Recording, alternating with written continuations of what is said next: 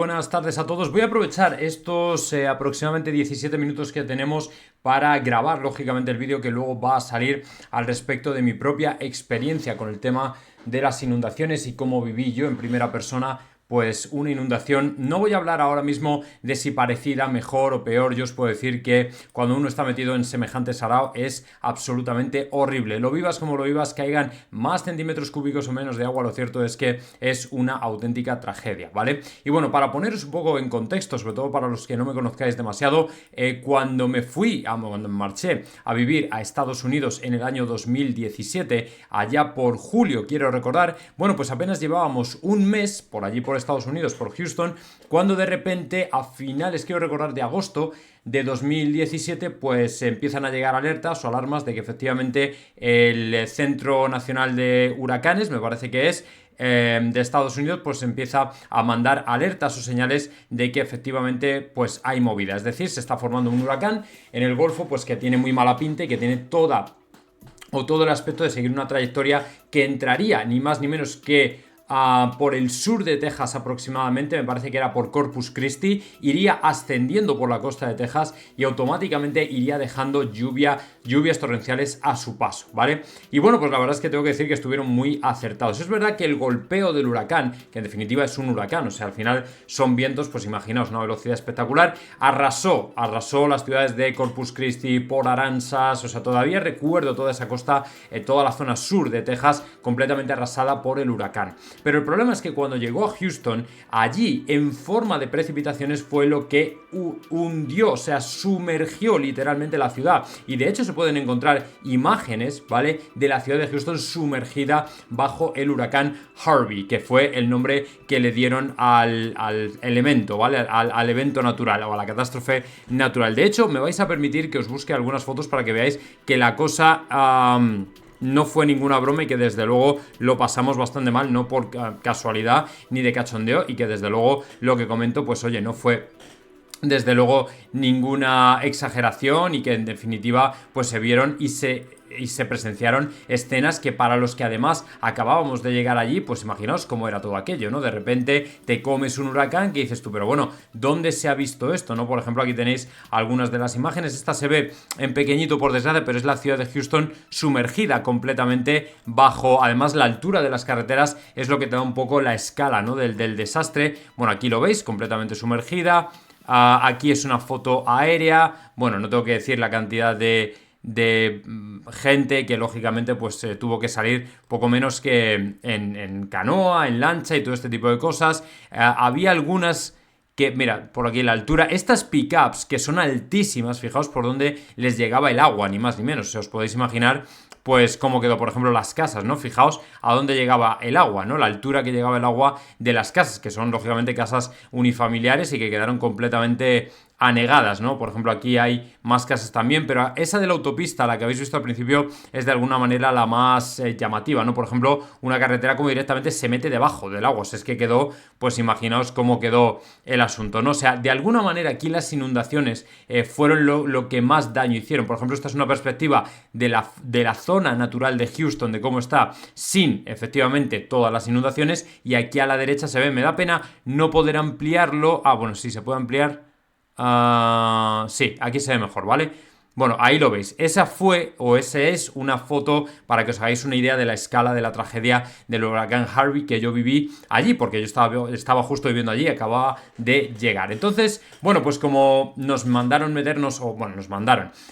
aconsejaron no salir, lógicamente, de nuestras casas, apartamentos, etcétera, pues pasamos 5 días literalmente encerrados. Todavía lo recuerdo perfectamente, del jueves al martes, ¿vale? Del jueves al martes, el jueves ya por la tarde nos encerramos. Yo había ido al supermercado a hacer provisión de todo tipo de alimentos, agua, comida en botes, bueno, todo este tipo de cosas que se suelen hacer en este caso, papel higiénico también, por supuesto. Y bueno, pues la verdad es que no tuvimos demasiados problemas de abastecimiento, porque allí, pues imaginaos, ¿no?, la cantidad de cosas que hay. Es verdad que había mucha gente. El tema del agua fue al final un poco tenso porque no sabíamos si iba a haber para todos, pero bueno, al final no hubo problema. Y el asunto, y a lo que me voy, es a hacer la comparativa con lo que ha pasado. Mirad, En orden secuencial, todo lo que ha venido ocurriendo en Valencia me sonaba, ¿vale? Me sonaba perfectamente. Primero las lluvias, lógicamente, allí sí, allí nos avisaron, nos venían avisando desde hacía días. Tanto fue así que mucha gente, incluido un servidor, consideró, unos lo hicieron, otros no, un servidor, salir de la ciudad, agarrar un avión y marcharse, y si no por carretera. ¿Qué ocurrió? Que la gente no pudo huir por carretera porque se formaron colas, ¿vale? Se formaron avalanchas de coches, lógicamente intentando abandonar la ciudad, y cuando ya la tormenta estaba aquí, no pudieron y se tuvieron que volver a sus casas, ¿vale? En eso sí que os puedo decir que fue bastante caótico el tema, pero porque en definitiva lo cierto es que habían avisado y sobre todo y por encima de todo la gente está muy preparada, que eso es algo que voy a volver más adelante, el tema de lo que nosotros podemos hacer para evitar este tipo de cosas, sobre todo cuando es recurrente determinados fenómenos atmosféricos en determinadas zonas. Pues bien, el asunto es que a lo que me voy, que es cómo se ha gestionado la tragedia, porque los detalles obviamente no tengo que deciros que son bastante peores a nivel de número o a nivel de cifras de fallecidos en uno y otro sitio, porque este huracán, lo creáis o no, a pesar de esas imágenes, me parece que se cobró la vida de 50 personas como mucho. El Helen, ahora en Florida, el que ha habido el último, me parece que han sido 23 o 30 personas como mucho. O sea, realmente no ha sido algo tan catastrófico más allá de lo material. Y lógicamente es porque la gente ya está prevenida y preparada, y sobre todo porque las famosas alertas que aquí empezaron en España el año pasado, nosotros las llevamos recibiendo en Houston desde prácticamente ese mismo año, ya las recibíamos en el móvil, ¿vale? En el móvil, o incluso estabas viendo internet en el ordenador y te saltaba la alarma y una voz, ¿vale? Que parecía salida de una, no sé, estación de radio de la Segunda Guerra Mundial, te informaba de cómo iba a cada momento la cosa y de si, por ejemplo, había amenaza de tornado, que también tuvimos tornados dentro de los 5 días que hubo lluvias torrenciales. Y cuando hablo de lluvias torrenciales son 24 horas constantes de caída de lluvia, que incluso te despiertas por la noche y ya el sonido de la lluvia te empieza a agobiar, porque te das cuenta de que no para, no frena, no cesa, y que lógicamente eso no puede llevar a ningún buen camino. Entonces, ¿qué ocurrió? Que la gente lógicamente pues hizo lo que pudo. Ya veis que el agua llegó hasta donde llegó, a la altura de edificios de una segunda planta sin ningún tipo de problema, se los sumergió dentro completamente. Pero claro, uno de los primeros elementos que yo vi y que diferencia, por ejemplo, a esta tragedia es el tamaño de los coches. Cuando yo llegué a Texas, automáticamente lo que más me llamó la atención fue el tamaño de lo que ellos llaman las camionetas, o los trucks, ¿vale? Que son los pickup trucks, pero que son súper altos. O sea, a mí a lo mejor el motor me puede quedar por el hombro, directamente, la altura del motor, ¿vale? O sea, que es que son, muchas están incluso modificadas y son todavía más altas. Eso para empezar. Luego, lógicamente, para remolcar otros coches vienen de cine. Y todo el mundo tiene este tipo de coches, o la gran mayoría de gente. Y si no, el que no tiene eso tiene Chevy Tahoe o el Suburban, que son modelos gigantes, ¿vale? O sea que en definitiva es más difícil quedarse atrapado dentro de una situación como la que se han visto. Número 1. Número 2, la policía lógicamente tiene elementos de rescate, unidades de rescate específicas para este tipo de situaciones. Por ejemplo, las propias carreteras ya te viene un metro, ¿vale? Para más o menos que tú te hagas una idea de si quedas sumergido, por dónde y a qué altura y qué profundidad estás, ¿vale? Y esos son metros que se quedan al lado de los puentes, están puestos para que tú sepas o tengas una idea de qué profundidad o qué altura puede llegar a alcanzar el agua. Pero sobre todo en el tema de los políticos, que es lo que yo estoy viendo que la gente incide más, dejadme que os diga que en el tema de Houston y en los huracanes, los fondos federales tardan mucho más que la ayuda privada, tardan mucho más que los voluntarios, y esto es una constante, porque mover elementos federales, bien sea el ejército, bien sea la policía, bien sea, no la policía local, me refiero a elementos federales, es decir, que dependen del gobierno federal, o incluso fondos, es mucho más problemático de lo que la gente piensa, a pesar de que sea una catástrofe y todo ese tipo de cosas. Primero tiene que ir el presidente, chequear la zona, declarar la zona catastrófica, entonces se liberan los fondos, entonces unos van para el gobernador, no sé qué hay que analizar, o sea, se tarda más. Yo lo que vi allí, la ayuda inmediata fue la de kilómetros y kilómetros y kilómetros de pickup trucks provenientes de otros estados aledaños o vecinos en camino de Houston, Texas, llevando baterías, pilas, agua, medicina, comida, absolutamente todo. Pero es que por mar, desde Luisiana, hay un ejército privado que son de esta gente que viene precisamente en estas, no sé si llamarlo lanchas, barcas, que tienen el famoso gran ventilador, que son muy habituales en Florida, en los Everglades y todo este tipo de cosas, y venían con un montón también de provisiones que lógicamente es de carácter privado, como digo, voluntario, y no pertenecen al gobierno. Es decir, que la incidencia de los políticos de alguna manera no es tan grande como mucha gente piensa. Hay gente que tiene en su cabeza la idea de que ha pasado una catástrofe, ¡pum! Ya tenemos mágicamente al gobierno y sus fondos salvándole la vida y limpiándole el culo a todo el mundo. No es así, no funciona en ninguna parte del mundo, en ninguna, ni en Alemania, ni en Canadá con la nieve, ni en Estados Unidos, absolutamente en ningún sitio. Siempre la iniciativa la llevan y la llevarán los ciudadanos, siempre, ¿vale? Que nadie os engañe al respecto de esto.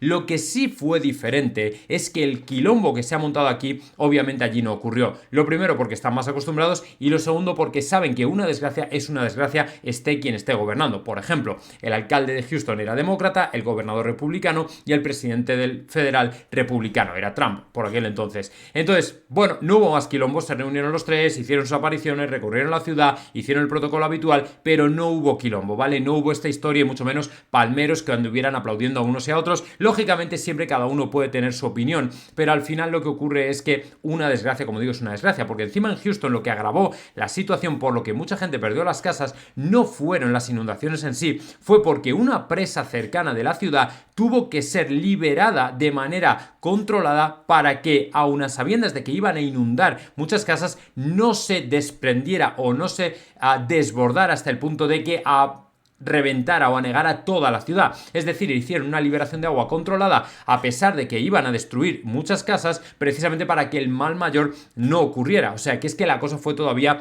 más cojonuda. Y encima, bueno, pues yo tuve un montón de gente que conocí que había perdido su casa, clientes, amigos con los que tuve la oportunidad, lógicamente, de charlar al respecto, de preguntarles qué les había parecido, o bueno, cómo se sentían, todo ese tipo de cosas. Y cierto es que la gente tejana tiene en general, otro tipo de carácter. Texas es un estado muy religioso, la gente automáticamente no busca tanto los culpables como el hecho de decir, nos ha ocurrido una tragedia, tenemos que remontar. Y esa es la actitud que tuvo la gran mayoría de la gente, más allá de que luego puedan pedir explicaciones o no, pero en ningún momento se pidió dimisión del alcalde, en ningún momento se pidió dimisión del gobernador, en ningún momento se pidió dimisión del presidente, en absoluto, ¿vale? La cosa funcionó de otra manera completamente distinta. Y ahora vuelvo precisamente al punto de lo que cada uno de nosotros podemos hacer. Pero claro, aquí están las grandes diferencias económicas, por desgracia. Nos guste o no, el número de víctimas va en función de la percepción, ¿vale?, que el mundo occidental tiene de un país u otro. Y lógicamente este número nos ha retratado, no voy a decir como un país tercermundista, pero no es normal que un país que se precia ser del primer mundo tenga perdón, la cifra de fallecidos que ha tenido, que todavía no es definitiva, parece que no es tan grave, por suerte, por el tema del parking, pero que en definitiva retrata a un país que debería haber tenido medios o reacción suficiente como para evitar la tragedia. Y en este caso me explico. Mucha gente allí, por ejemplo, el tema del tamaño de los coches no es baladí, y ahora sabéis por qué. Porque arrastrar a un coche del tamaño de un Suburban o arrastrar un coche del tamaño de una pickup es siempre mucho más complicado que los coches medios que tenemos en España. Sabéis que los Dacia ahora ya son los más matriculados en España, que son los más baratos, porque en definitiva la pérdida de poder adquisitivo de la clase media española ha sido tan fulgurante que ya no es ni clase media. Yo sigo diciendo que en España no existe clase media, existe clase pobre alta. Punto, nada más, ¿vale? Y ricos, es lo único que hay. Como país que es, bueno, pues te puede gustar más o menos la reflexión, pero es una realidad. Entonces la gente obviamente no va a invertir en grandes coches porque es que cuestan una pasta, evidentemente. Además, luego los materiales en casa de cualquier americano, prácticamente que sea un poco previsor, te encuentras generadores que son alternativos para, en el caso de tener que estar fuera de energía durante unos días, poder abastecer de energía a tu casa. Son unos generadores que pueden costar 5 o 6 mil dólares, que te los pones en tu casa y están generando energía para que tú puedas seguir funcionando hasta que vuelva, lógicamente, el circuito general.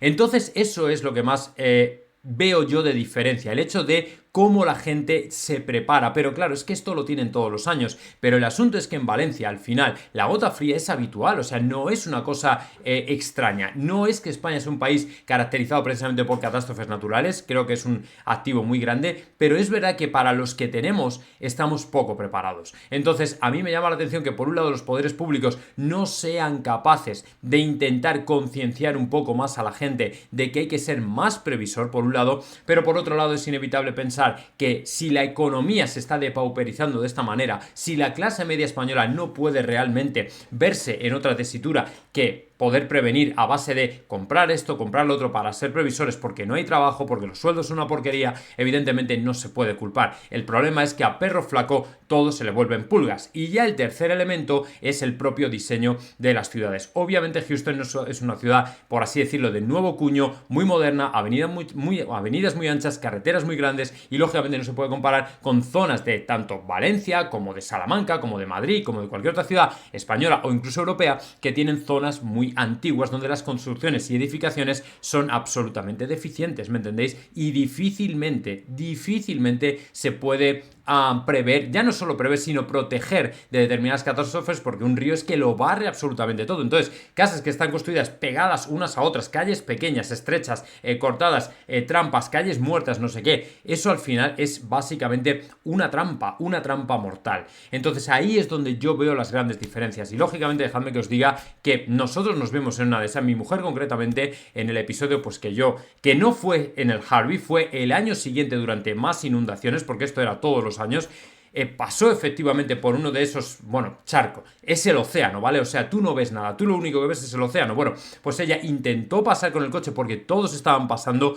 Tú cuando estás dentro entiendes que tienes una posibilidad de pasar y esto es lo más humano, por mucho que la gente de fuera diga, ¿cómo se atreve a meterse? Pero no está viendo. No, cuando tú estás dentro del coche, nunca ves realmente la posibilidad de quedarte atrapado. Siempre entiendes que, todavía tengo tiempo porque estás ahí, porque ¿quién en su sano juicio, cuando ve que a lo mejor simplemente es un riachuelo, porque también has pasado pequeños riachuelos que no son nada y no te paran el coche, ¿quién es el guapo que va a decir, ahí dejo mi coche tirado y me voy andando? Nadie, porque además es que andando, espérate tú la que te puede caer también. O sea, que no es que estés a salvo tampoco. Entonces la mayoría de la gente tira porque sabe que no se puede quedar en mitad de la nada. ¿Y dónde me meto? Si dejo el coche tirado, ¿dónde me meto? Porque no puedes tirar atrás, hay más coches o está inundado, no puedes salirte, estás completamente atascado. ¿Qué haces? Te sales del coche y ¿a dónde vas? ¿Dónde te metes? Si está todo anegado. Es que es prácticamente imposible. Entonces hay que entender un poco más las situaciones, sobre todo cuando vemos imágenes precisamente de gente que se queda atrapada en los coches. No es tan fácil. Por eso, lógicamente da miedo, da pena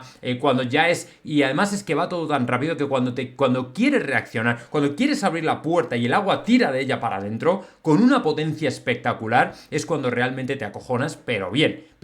De hecho, precisamente mi mujer se quedó allí, pero finalmente pudo mover el coche hasta que salió, por así decirlo, en la zona seca y ahí se quedó muerto. Mi hija iba adentro, lógicamente fue una situación muy tensa, seguía lloviendo, me llamó, yo salí de la casa corriendo, me caí en un pozo porque, como digo, es como el océano, o sea, tú vas pisando pero no sabes dónde, porque solamente ves agua. Y en una de esas, sin darme cuenta, como si hubiera sido un sueño, aparecí básicamente cubierto de agua hasta el cuello, mirando hacia arriba y encima golpeándome en una zona de piedras, ¿vale? Muy con muchas aristas, me hice una raja en todo esto del antebrazo, sangrando abundantemente, volví para casa, me cambié, cogí mi coche, estuve a punto de quedarme, cuando me di cuenta de que no podía avanzar, lo dejé fuera, lo dejé aparcado, me fui andando hasta donde estaba ella, o sea, fue realmente horrible, ¿vale? Y aún así no muere tanta gente. ¿Pero por qué? Porque, uno, la preparación de la población es total, o prácticamente total, muy buena. Los poderes públicos llegan rápido porque tienen muchos medios, pero no llegan los primeros, quedaos con esto, y lógicamente porque es un hecho repetitivo. Así que bueno, yo espero que mi experiencia valga de alguna manera para contarlo, para que de alguna manera tengáis una visión desde alguien que ha pasado por ello y sabe más o menos por dónde van los tiros, y por supuesto pues toda la fuerza a esta gente que lógicamente de esto precisamente que se quedará marcado seguramente van a sacar un montón de lecciones y de conclusiones. Así que ahí está mi testimonio, ahora ya cada uno que lo utilice como entienda.